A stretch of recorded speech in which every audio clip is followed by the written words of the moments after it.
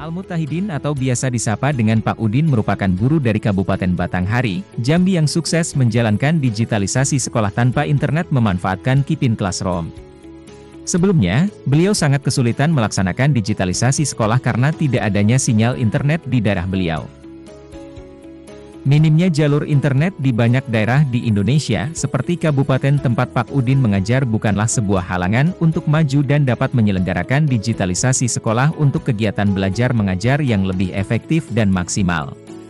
Solusinya adalah Kipin Classroom untuk digitalisasi sekolah tanpa internet.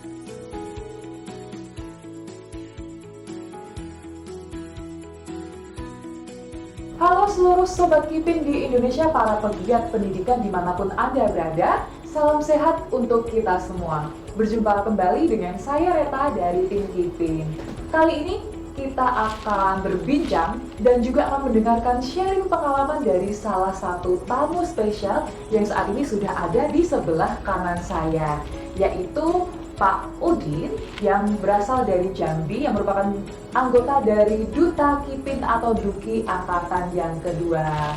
Selamat pagi Pak Udin. Selamat pagi Kak Reta, selamat pagi sahabat Kipin di seluruh Indonesia. Bagaimana kabar Pak Udin hari ini Pak? Syukur alhamdulillah saya sehat dan insya Allah akan terus banyak berbuat untuk kemajuan pendidikan bersama Kipin tentunya. Syukurlah, baik. Jadi Pak Udin datang jauh-jauh, bukan hanya dari kota sebelah, provinsi sebelah, namun dari lintas Sumatera ya, dari lintas pulau. Syukur alhamdulillah. Bisa berbincang dan berbagi pengalaman tentang khususnya menjadi pegiat pendidikan dan guru digital. Ya, Betul ya, ya. Pak. Terima kasih sekali atas kesediaan dan Siap. waktu yang sudah diluangkan oleh Pak Udin Iya. bersama kami untuk juga memberikan pengalaman dan informasi-informasi menarik bagi Sobat Kipin semuanya. Jadi Pak Udin yang ada di sebelah kanan saya merupakan salah satu anggota Duki atau Duta Kipin Angkatan yang kedua. Ya, betul. Wow, sudah menjadi anggota Duki dari gelombang awal-awal. Betul, ya, Pak. ya. Baik, sebelumnya boleh disebutkan nih Pak Udin ini mengajar di sebagai apa, guru kelas berapa, di sekolah mana ya Pak? Waktu itu saya mengajar di SD 154 Talangaro di Kecamatan Muara Bulian, Kabupaten Batanghari, Provinsi Jambi. Saya mengajar di kelas 6 waktu itu, di mana kita tahu anak kelas 6 kan persiapan untuk ujian akhir gitu ya Kak ya. Sementara pembelajaran kita di masa Covid kan sedikit dibatasi. Nah untuk itu ya saya berakal bagaimana caranya, oh ini anak harus terus belajar. Nah sekali lagi bersyukur berkat Kipin masa-masa itu bisa kita lewati Kak gitu. Baik, jadi bisa dibilang Pak Udin ini adalah pionir dan Duta Kipin pertama, mungkin masih satu-satunya sejauh ini dari Jambi, barangkali seperti itu. Nah, yang saya lihat tuh seperti itu. Karena begitu saya memberikan info itu, teman-teman responnya luar biasa. Dan itu yang membuat saya juga semangat gitu kan. Karena apa yang kita sampaikan itu ternyata memberikan dampak yang luar biasa buat teman-teman. Karena sekali lagi, sahabat Kipin, sahabat guru seluruh Indonesia, dengan kita mengikuti Kipin ini artinya nanti deh untuk dibagikan ke siswa, untuk bagikan ke anak orang lain gitu maksudnya. Buat kita sendiri dulu, karena kita kan juga punya anak di rumah. Jadi itu yang poin yang saya ambil itu dulu. Jadi nanti kalau memang ada yang mau ya kita tetap berikan, kita sampaikan. Tapi yang paling tidak dengan Kipin ini kita manfaatkan buat kepentingan kita sendiri dulu, untuk kepentingan anak-anak kita di rumah gitu. Jadi seperti itulah paling kecilnya gitu manfaat yang ingin saya tularkan itu seperti itu Kak. Ya, baik. Bisa diceritakan nih Pak, bagaimana Bapak bisa bergabung atau awal ketertarikan Pak Udin untuk tahu dan juga tadi bergabung untuk menjadi anggota Duta Kipin? Ya, jadi memang kebetulan dan saya bersyukur sekali dan saya pikir salah satu yang positif dari COVID itu ya adalah ini. Karena kita jadi punya banyak kesempatan gitu ya untuk mengupgrade diri gitu ya. Karena pembelajaran di sekolah kan di masa Covid kan semua sekolah dari rumah gitu ya. Artinya aktivitas kita dibatasin karena pandemi Covid-19. Nah, itu tadi sisi yang positif saya ambil. Saya punya banyak kesempatan untuk mengupgrade diri dan di samping itu tersedia banyak sekali kesempatan sesungguhnya untuk bisa memperkaya diri dengan menambah ilmu pengetahuan. Salah satunya saya dapat kesempatan dengan mengikuti, waktu itu saya ingat saya dapat informasi dari grup WA gitu ya, ada pelatihan Duki, saya lupa entah dari mana waktu itu. Saya coba aja. Jadi saya ingat waktu itu hari Jumat, saya mengikuti lepas sholat Jumat gitu ya. Jadi ya waktu itu saya ngikutin biasa aja. Saya belum familiar gitu dengan Kipin gitu ya khususnya. Jadi saya belum tahu apa itu Kipin gitu. Nah lanjutannya setelah pertemuan itu baru saya, ini sepertinya bagus gitu. Di samping itu karena kita sedang COVID, artinya saya bisa memberikan materi pelatihan pembelajaran kepada siswa dengan lebih baru. Dan yang paling bersyukur saya bisa bergabung dengan Kipin dan mendapat banyak kesempatan dari Kipin untuk menjadi guru digital. Begitu Kak Reta. Baik, jadi awalnya di masa pandemi COVID-19. Iya betul, dari pandemi. Jadi saya pikir kalau nggak ada pandemi barangkali kita belum sampai saat ini gitu. Kan juga ada penelitian bahwa kalau nggak ada pandemi transformasi digital pendidikan ini mungkin bisa terjadi 10 atau 15 tahun yang akan datang. Tapi karena pandemi transformasi digital itu sudah saat ini. Dan yang paling apa istilahnya itu ya, kita mau tidak mau, siap tidak siap, ya kita harus ngikutin gitu kan, karena COVID sudah di depan mata, sementara kehidupan ini kan terus harus berlanjut gitu kan, pendidikan, pembelajaran anak-anak juga harus terus dilangsungkan, ya, tidak boleh berhenti gitu. Nah, sekali lagi kami bersyukur ada inovasi dari pendidikan.id barangkali ya, untuk mengembangkan sebuah teknologi untuk membantu pembelajaran khususnya di masa pandemi, dan khususnya lagi untuk menjangkau daerah-daerah yang seperti saya, Kak Reta. Begitu. Kita lanjutkan ya Pak? Ya. Lalu setelah mengetahui informasi tentang pelatihan Duki dari Kipin, bagaimana perasaan Pak Udin saat akhirnya diterima menjadi anggota Duta Kipin khususnya angkatan yang kedua?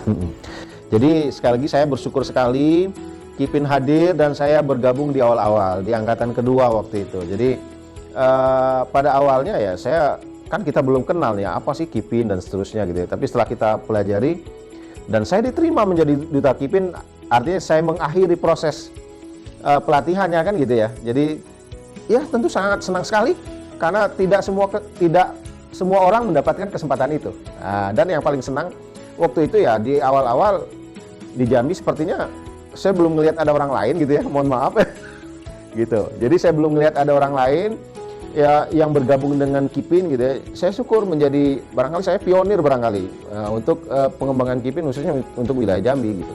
Dan sekali lagi saya sangat bersyukur dan merasa berterima kasih yang luar biasa kepada Kipin bisa memberikan kesempatan buat saya untuk mengupgrade diri untuk menjadi guru digital.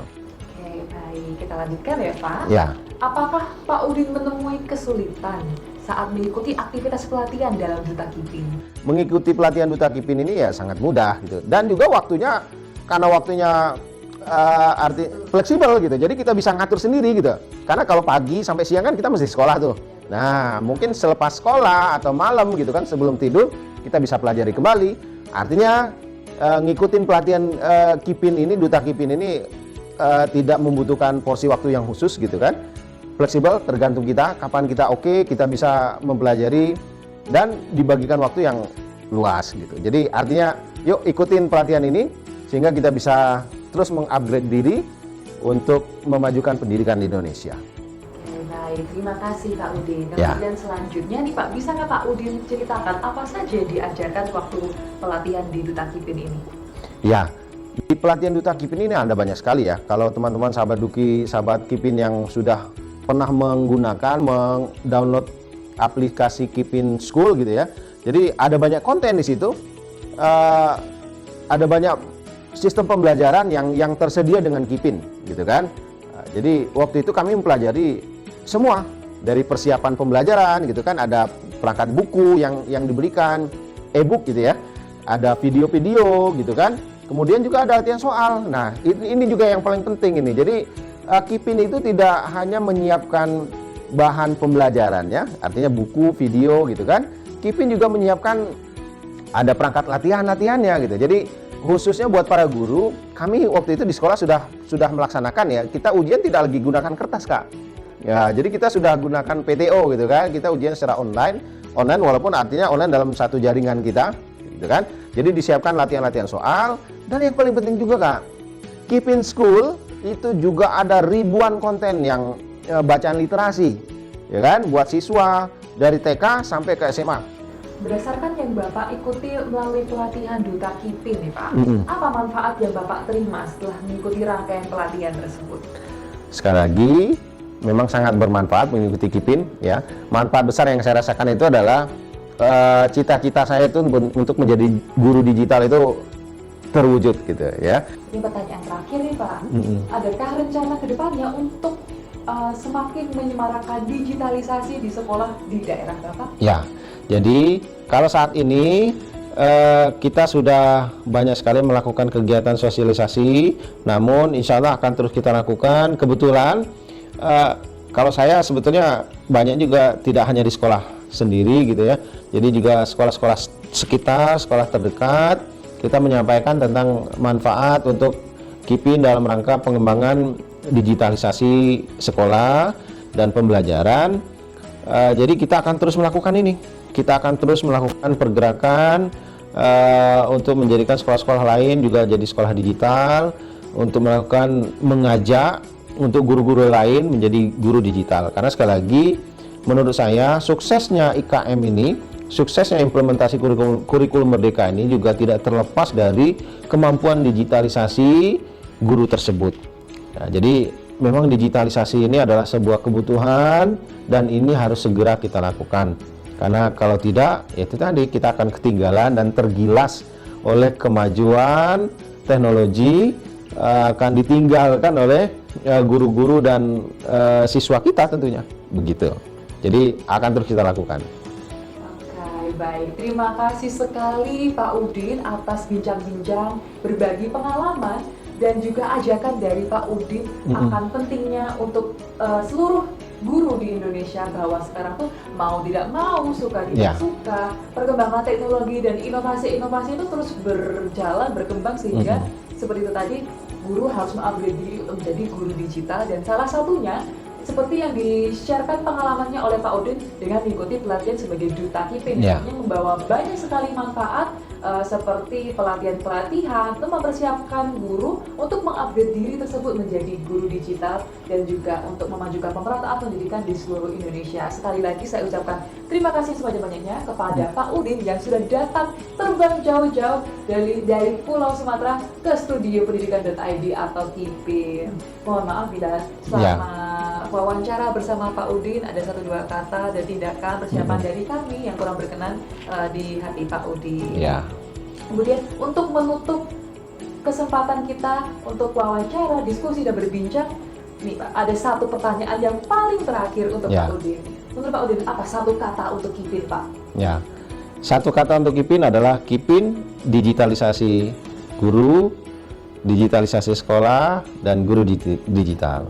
Jadi dengan KIPIN, digitalisasi sekolah akan segera terwujud.